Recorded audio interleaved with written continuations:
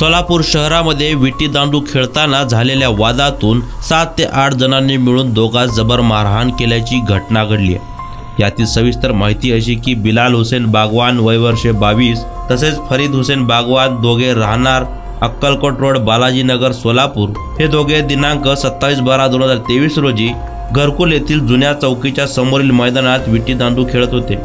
विटी दांडू खेळत असताना झालेल्या वादातून वरील दोघांना गणेश व इतर 7 ते 8 जणांनी मिळून लाकडी दांडूने व लाथाबुक्क्याने मारहाण केली। या मारहाणीत पेशंट क्रमांक 1 बिलाल हुसेन बागवान याच्या डोक्यात जखम झाली व सर्वांगास मुका मार लागला, तर पेशंट क्रमांक 2 फरीद हुसेन बागवान याच्या सर्वांगास मुका मार लागला।